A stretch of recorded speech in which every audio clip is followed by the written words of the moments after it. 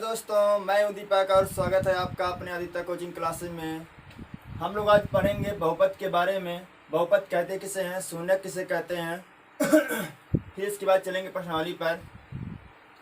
और हाँ, जिन लोग बताना चाहते हैं कि जो लोग हमारे चैनल पर नए हैं वो हमारे चैनल को सब्सक्राइब करके बेल आइकन को दबा दे ताकि हमारी हर वीडियो आप तक पहुँचती रहे। चलिए शुरू करते हैं वीडियो को। देखिए, बहुपद किसे कहते हैं। ऐसे बीजीय व्यंजक जिसमें चर की घात एक पूर्ण संख्या हो, चर का गुणांक एक वास्तविक संख्या हो तथा पदों की संख्या सीमित हो, बहुपद कहलाता है। यहाँ पर बीजीय व्यंजक का मतलब क्या होता है कि ऐसे पद जिसमें ये बीजीय संख्याएं अर्थात जैसे CX Y Z ये सब संख्याएं गिनतियां भी हो और यहाँ पे चिन्ह भी हो, वही क्या होता है, बीजीय व्यंजक होता है। तो यहाँ पे जैसे आप सी कह दें कि कहीं पे 2x + 5 लिखा गया, 2x + 5, ये भी क्या एक बीजीय व्यंजक है। इसमें कह दिया कि ऐसे बीजीय व्यंजक जिसमें चर की घात एक पूर्ण संख्या हो। पूर्ण संख्या का मतलब पूर्ण संख्या कहाँ से प्रारंभ होती है, 0 से 0, 1 2 3 4 5। तो यहाँ पे देखिए घात, यहाँ पे x की घात कितनी यहाँ पर है, 1 है। तो इसे हम क्या बोलेंगे, एक साथ इसकी पूरी हो जाती है कि इसकी यहाँ पे चर पद घात यहाँ पे क्या है, पूर्ण संख्या है। यहाँ पे देखिए पूर्ण संख्या पे है कि नहीं है, 0 भी एक पूर्ण संख्या है, 1 भी है एक पूर्ण संख्या। इस तरह से हम आगे बढ़ते जाएंगे तो ये संख्या ये पूर्ण संख्या कहलाएंगी। अब इसके बाद यहाँ पे कह दिया कि चर का गुणांक एक वास्तविक संख्या हो। चर का गुणांक यहाँ पर कह देखिए, यहाँ पे x लिखा गया है, इसके आगे गुणांक होता क्या है, जैसे कहीं पे लिख दिया 7x, तो चर पद को छोड़ने के पश्चात जो शेष पद बचता है वही क्या होता है, गुणांक होता है। तो यहाँ पे अगर x को हटा देंगे यहाँ पे क्या बचेगा, मात्र 7 बचेगा। तो ये इसका क्या कहलाएगा, यहाँ पे गुणांक कहलाएगा। तो यहाँ पर x का गुणांक कितना है, 2 है। यहाँ पर x का गुणांक कितना है, 2 है। 2 एक वास्तविक संख्या है कि नहीं है, है। क्यों, क्योंकि इसे हम संख्या रेखा पर प्रदर्शित कर सकते हैं, इसलिए इसे हम वास्तविक संख्या कहते हैं। अब दूसरी शर्त पूरी हो गई। तीसरी यहाँ पे कह दिया कि पदों की संख्या सीमित हो। पदों की संख्या यहाँ पे क्या हो, सीमित हो। इसका मतलब जिसे आप गिन सके यहाँ पे कितने पद इसमें हैं। जैसे देखिए 2x + 5, इसमें कितने पद हैं, मात्र 2 है। 2x और यहाँ कितना है, 5 है। कोई दूसरा एग्जाम्पल लेते हैं, जैसे देखिए इस तरह से यहाँ बताइएगा ये बहुपद है कि नहीं है। आपको अगर पूछ लिया आपसे कि यहाँ पर ये बहुपद है कि नहीं है तो कैसे आप बताएंगे। सबसे पहला कार्य, चर पद की घात एक पूर्ण संख्या होनी चाहिए। चर पद की घात एक पूर्ण संख्या होनी चाहिए। यहाँ पर कितना है, 2 है, ये पूर्ण संख्या है। यहाँ पर कितना है, 1, ये पूर्ण संख्या है। आप यहाँ पर लिख सकते हैं 9x घात 0, क्योंकि देखिए 9 को हम लिख सकते हैं 9 × 1 और फिर इसको लिख सकते हैं 9 × x घात 0, क्योंकि किसी भी संख्या की घात 0 बराबर कितना होता है, 1 होता है। क्या हो जाएगा, 9x घात 0। 0 भी एक पूर्ण संख्या है कि नहीं है, है। तो ये पहले शर्त पूर्ण हो गई कि यहाँ पर जो चर की घात है ये वास्तविक संख्या है। ये क्या है, वास्तविक नहीं है, पूर्ण संख्या है। ये क्या है, पूर्ण संख्या है। फिर इसके बाद अब दूसरा आप कह दिया कि चर का गुणांक एक वास्तविक संख्या हो। अब हम उनके गुणांक के पास पहुंचते हैं। यहाँ पर x² का गुणांक कितना है, 7, ये भी एक वास्तविक संख्या है। यहाँ पर x का गुणांक कितना है, 7, ये भी क्या है, एक वास्तविक संख्या है। यहाँ पर x का गुणांक कितना है, 9, ये भी क्या है, एक वास्तविक संख्या है। दूसरी शर्त पूर्ण हो गई। अब तीसरी आप कह रहे हैं पदों की संख्या सीमित होनी चाहिए। अब अगर हम आपसे ये पूछ लें यहाँ पे इसमें कितने पद है, आप कितने बताएंगे, 3। यहाँ पर 7x² और 7x और यहाँ कितना 9 है। यहाँ पे लिखेंगे नहीं, केवल समझाने के लिए किए थे। यहाँ पे 9। अब देखिए इसमें कितने पद है, 3। तो ये क्या है, ये बहुपद है। लेकिन अगर हम आपसे ये पूछ ले यहाँ पर कोई दूसरा एग्जाम्पल कि x² + 7x की घात यहाँ पर 1/2, ये बहुपद है, बोलिए।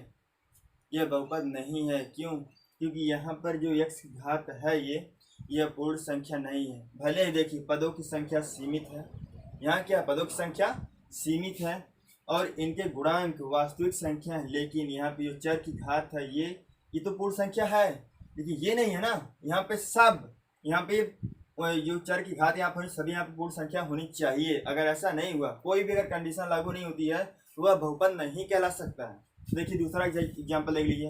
अगर हम आपसे ये करें 7x² plus 5x plus 2 plus 9x घात माइनस एक ना करें यहाँ पे, घात 5 प्लस x घात 4, इस तरह से पढ़ते चले गए।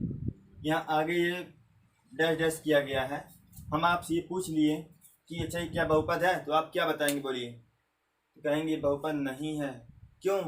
क्योंकि देखिए अच्छा पहली शर्त तो पूर्ण हो गई यहाँ पर कि चर की घात यहाँ पे एक पूर्ण संख्या है, चर पद की घात यहाँ पे एक पूर्ण संख्या है।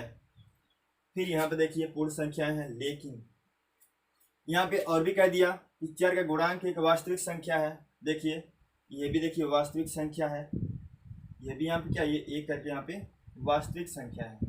इनके गुणांक यहाँ पे चर पद के गुणांक यहाँ पे एक वास्तविक संख्या। लेकिन तीसरी शर्त देखिएगा, पदों की संख्या सीमित हो।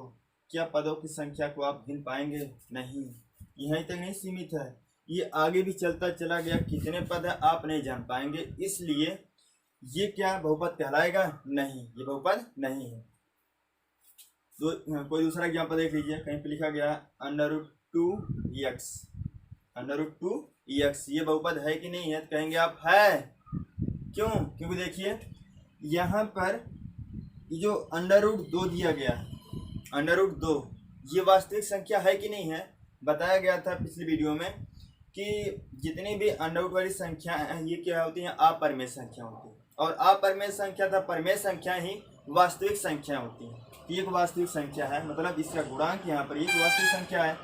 फिर चर की घात एक वास्तविक संख्या, ये भी फिक्स हो गया। अच्छा इसमें कितने पद हैं? याद रखिएगा, अगर चैतन्य गिनतियाँ लिखी अगर बीच में गुणित चिन्ह लगा तो केवल एक ही संख्या कहलाएगी। इनके बीच में गुणित चिन्ह लगा, ये एक संख्या है पूरी। तो यहाँ हो जाए केवल यहाँ पर कितने पद हैं? एक आप गिन सकते हैं, इसलिए बहुपद है। अब इसके बाद हम लोग पढ़ेंगे शून्यक के बारे में। हम लोग शून्यक के बारे में पढ़ने से पहले हम लोग जानेंगे बहुपद की घात के बारे में। बहुपद घात कहते किसे, कैसे आप जानेंगे हाँ बहुपद घात कितनी होती है? तो जान लीजिएगा, बहुपद में जो चर पद होता है, ऐसा चर पद जिसकी घात अधिकतम हो, ऐसा चर पद जिसकी घात यहाँ क्या हो? अधिकतम हो, वही क्या कहलाती है? बहुपद की घात कहलाती है। जैसे देख लीजिएगा, हम अगर आपसे ये कह दें कि 7x² प्लस 7x प्लस 9, इसमें आप देखिए इसमें कौन सा ऐसा चर पद जिसकी घात अधिकतम है? तो यहाँ पे देखिए यही है x²। तो यहाँ पर सबसे बड़ी घात यहाँ पर क्या दी गई है? 2 है, इसलिए इस पूरे बहुपद की यहाँ बहुपद घात यहाँ कितना? ये 2 होगी।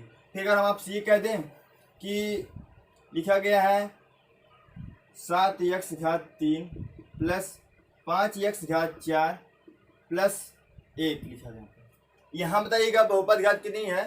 पहले आप ये जानिएगा कि बहुपद पर ये खोज लेंगे कि हाँ ये बहुपद है कि नहीं। अगर बहुपद रहेगा तभी आप बहुपद घात बता सकते हैं, वरना नहीं बताएंगे। तो यहाँ पे ये बहुपद है। जब आप बहुपद जान जाएंगे, इसके बाद क्या करेंगे? देखेंगे इसमें सबसे बड़ी घात कौन सी? यहाँ पर x घात 4, इसलिए बहुपद घात यहाँ पे क्या हो जाएगी? यहाँ पर 4 हो जाएगी। बहुपद घात कितनी बनी? यहाँ पे 4। फिर इसका कोई दूसरा एग्जाम्पल देख लीजिए। यहाँ पर 7x 9x घात 3 प्लस 4x घात 5 प्लस x। कोई पूछ ली इसमें बहुपद घात कितनी है, तो आप कितना बताएंगे? यहाँ पर 5। क्यों? क्योंकि यहाँ पे चर पद की अधिकतम घात यहाँ पर कितना है? ये 5 है, इसलिए बहुपद घात यहाँ क्या हो जाएगा? 5। अब इस बहुपद घात के अनुसार ही यहाँ पर हम बहुपद के प्रकार के बारे में पढ़ेंगे। बहुपद कितने प्रकार के होते हैं? उस तरह से बहुपद निम्न प्रकार के होते हैं। आप घात बढ़ाते जाएंगे, उस तरह से बढ़ता चला जाएगा। लेकिन देखिए यहाँ पर हमको जो पढ़ना है बहुपद के प्रकार में, यहाँ पर बहुपद के प्रकार देखिए, यहाँ पर पहला होता है रैखिक बहुपद। पहला क्या होता है? रैखिक बहुपद। पहला होता है रैखिक बहुपद।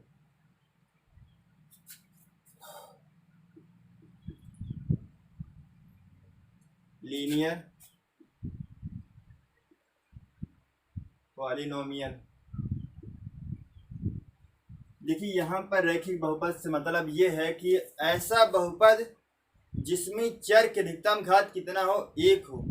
ऐसा बहुपद जिसमें चर पद की अधिकतम घात कितना हो, 1 हो, उसे क्या कहते हैं हम रैखिक बहुपद कहते हैं। जैसे देखिए कहीं पे लिख दिया गया हो x 7x+2, 7x+2, तो यहाँ पर अधिकतम घात यहाँ पर कितनी है, 1 है। यहाँ पर बहुपद की यहाँ पे घात कितनी है, 1 है। यह चर पद के यहाँ पे अधिकतम घात कितनी है, 1 है, इसलिए इसे क्या बोलेंगे हम रैखिक बहुपद बोलेंगे। कहीं पे लिख दिया गया 7x+9y, यहाँ पर कोई पूछ लिया ये बहुपद जो यहाँ पे दिया गया है, यहाँ पर इसमें अधिकतम घात कितनी है, कितना बताएंगे आप देखिए 1 1 है यहाँ पर। तो जब अधिकतम घात यहाँ पर 1 होगी तो इसे क्या बोलेंगे हम रैखिक बहुपद बोलेंगे। अधिकतम घात कितनी होगी, 1, तो इसे क्या बोलेंगे हम रैखिक बहुपद। फिर इसके बाद दूसरा है द्विघात बहुपद। दूसरा यहाँ पर है द्विघात बहुपद। द्विघात बहुपद, इसमें क्या होता है कि ऐसा बहुपद जिसमें चर की अधिकतम घात कितना हो, 2 हो। चर की अधिकतम घात कितना यहाँ पर हो, 2 हो, उसे क्या बोलते हैं हम द्विघात बहुपद बोलते हैं। जैसे लिख दिया यहाँ पर कि 2x² + 7x+5, इस तरह का दिया गया। तो यहाँ पे देखिए अधिकतम घात कितनी यहाँ पर है, ये 2, इसलिए इसे क्या बोलेंगे हम द्विघात बहुपद बोलेंगे। कहीं पे लिख दिया गया कि 7x² + 9x + 3x⁻3, क्या इसे आप द्विघात बहुपद बोलेंगे? नहीं। क्यों? क्योंकि यहाँ पर अधिकतम घात कितनी है, 3 है। यहाँ पर अधिकतम घात कितनी यहाँ पर है, 3, इसलिए इसे हम द्विघात बहुपद नहीं बोलेंगे। इसे क्या बोलेंगे तब हम, इसे हम त्रिघात बहुपद बोलेंगे। अधिकतम घात जितना बढ़ाते जाएंगे वही ये बहुपद कहलाएगा। हाँ, केवल एक के लिए यहाँ पे रैखिक बहुपद होगा, कब, जब उसकी अधिकतम घात कितनी होगी, 1 होगी। अब हम लोग चलेंगे शून्य की ओर। यहाँ पे शून्य कहते किसे, देखिए शून्य कहते किसे हैं, किसी बहुपद में चर का वह मान जिसे उस बहुपद में प्रतिस्थापित करने पर बहुपद का मान शून्य हो जाए, बहुपद का शून्य कहलाता है।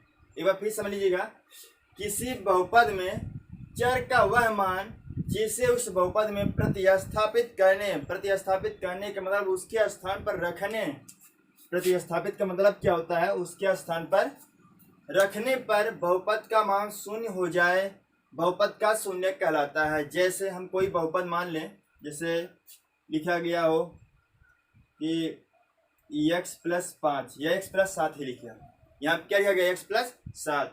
तो आप ये सोचिएगा x के स्थान पर ऐसा कौन सा मान रख दे जिससे इस पूरे बहुपद का मान शून्य हो जाए।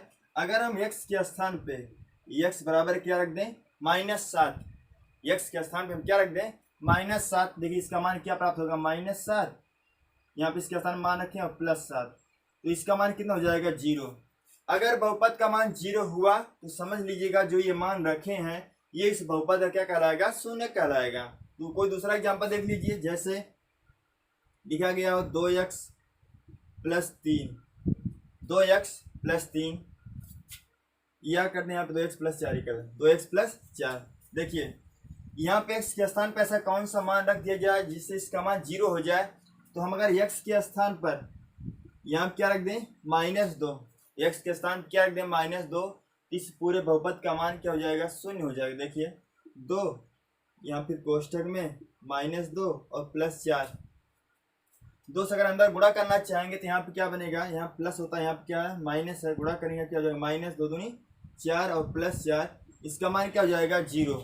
अगर जब 0 हुआ समझिएगा जो ये मान रखे हैं इस पूरे बहुपद का यहाँ पे ये क्या कहलाएगा, ये शून्य कहलाएगा। अब अच्छा, शून्य ज्ञात करना आगे हम बताएंगे आपको कैसे शून्य ज्ञात करते हैं। अभी हम केवल आपको बता रहे हैं, हाँ हम जान जा रहे हैं कि हाँ ये शून्य यही है। तो अच्छा, कोई पूछेगा अगर ना कि हाँ ये बताइए, अगर इसका मान उसका मान दिया रहेगा, कहेगा कि हाँ बताइए क्या इसका ये शून्यक है, तो वो मान उसमें रखिएगा x के स्थान पर। अगर x के स्थान पर रखने के बाद उसका मान 0 हो जाता है तो वहाँ पे आप कह देंगे कि चूंकि इसका मान बहुपद में रखने के बाद 0 हो जा रहा है इसलिए यह बहुपद का शून्यक है। अगर 0 नहीं हुआ तो शून्यक नहीं है। बहुपद को हम p से प्रदर्शित करते हैं, तो इसे आप px कहीं पे लिखा रहेगा, इससे आप भ्रमित मत होइएगा। इसका मतलब ही क्या होता है, देखिए जैसे यहाँ पे लिख दिया गया कि x+9 या x-9 कर दिए, x-9 ये लिखा गया है। इसका मतलब क्या, देखिए p का मतलब पॉलिनोमियल होता है, मतलब बहुपद है। किसके रूप में है ये यहाँ पे दिखा रहा है, यहाँ पे अगर यहाँ पे x है तो यहाँ पे x के रूप में रहेगा, अगर यहाँ पे y है तो यहाँ पे y के रूप में रहेगा, अगर यहाँ पे z है तो यहाँ पे z के रूप में रहेगा। तो यहाँ पे कह दिया गया कि अगर हमारी इसका शून्य हम ज्ञात करना चाहते हैं या पता करना चाहते हैं, हाँ इसका ऐसा कौन शून्य है जिससे इसमें रखने के बाद यहाँ पे शून्य हो जाए, x का ऐसा कौन सा मान। तो अगर हम यहाँ पर रखेंगे p कोष्टक में, ध्यान दीजिएगा यहाँ पे x के स्थान पर हम यहाँ पे 9 रख दें, x के स्थान पर क्या रख दें 9। देखिए x के स्थान पर 9 रखेंगे, -9 बराबर यहाँ पे जाएगा 0। अगर यहाँ इस तरह लिखेंगे यहाँ पे p ऑफ 9 इक्वल यहाँ पे हो जाएगा 0। अगर ऐसा हुआ तो समझिएगा जो ये 9 आप रखेंगे x बराबर 9, ये इस बहुपद का शून्यक है। अब हम लोग पढ़ेंगे आगे बहुपद के शून्यकों का ज्यामितीय अर्थ। देखिए जो अगली प्रश्नावली उसमें कुछ करना नहीं, आपको बताना है ग्राफ देख करके क्या इसके कितने शून्यक हैं। देखिए हम कैसे बताएंगे आपको।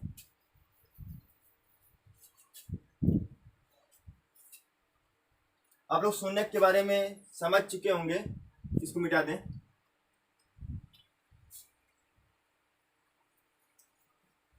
देखिए आप जानते हैं इसे कौन सा अक्ष बोलते हैं, x अक्ष बोलते हैं। इसे कौन सा अक्ष बोलते हैं, y अक्ष कहते हैं।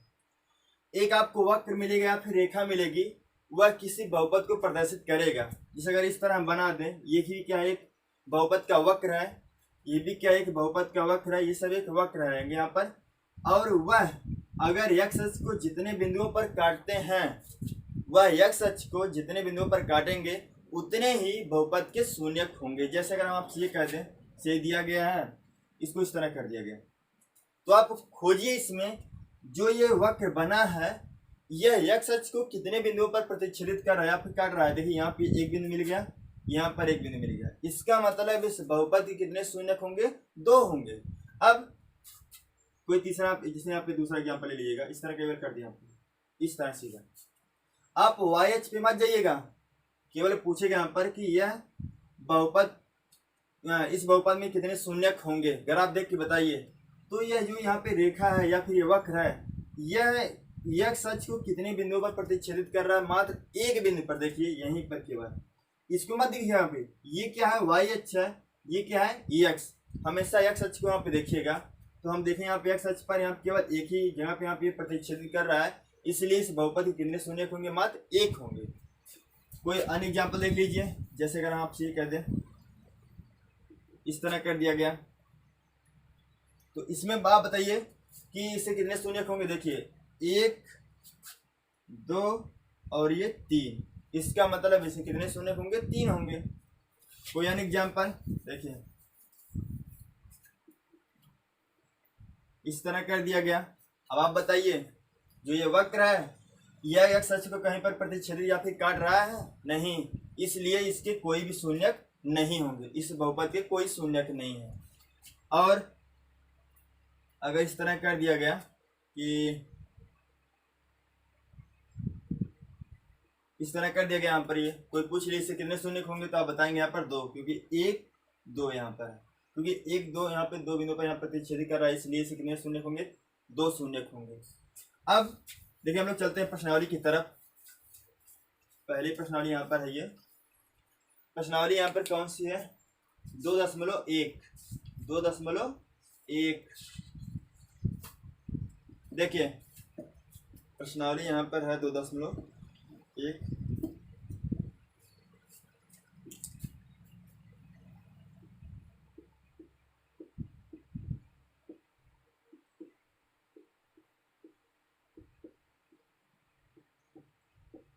देखिए इसमें कह रहा है कि किसी बहुपद px के लिए y बराबर px, इसे कोई ग्राफ यहाँ पर खींचा गया है, y बराबर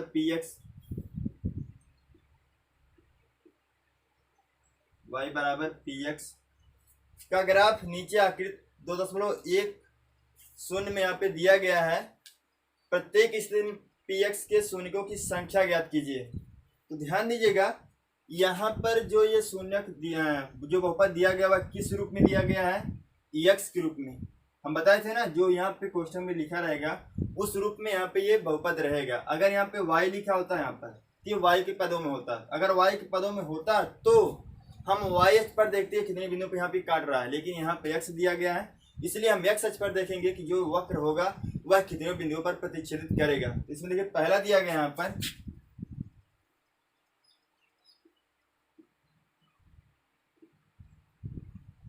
इसे क्या बोलते हैं एक्स अक्ष, इसे क्या बोलेंगे हम वाई अक्ष।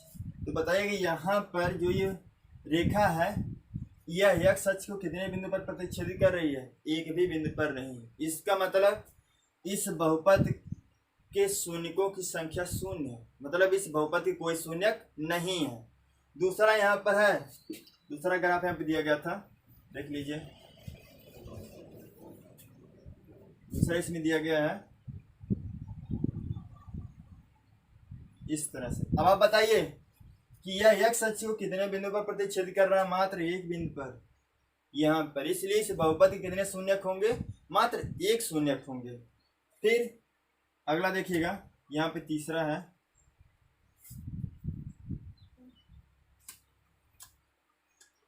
इस तरह दिया गया यहाँ पर ये। तो आप बताइए इसमें यहाँ पर इस बहुपद के कितने शून्यक होंगे, एक दो तीन। इस बहुपद के कितने शून्यक होंगे, तीन शून्यक होंगे। अगला है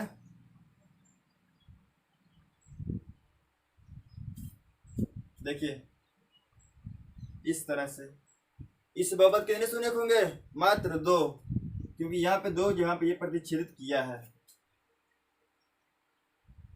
अच्छा एक और बताइएगा यहाँ पर ये, इसमें हम बता दे रहे हैं आपको, हम छठवां बता दे रहे हैं, बाकी आप लोग यहाँ पे ये देख करके बता सकते हैं। छठवां देखिए यहाँ पर ये छठवां यहाँ पर है,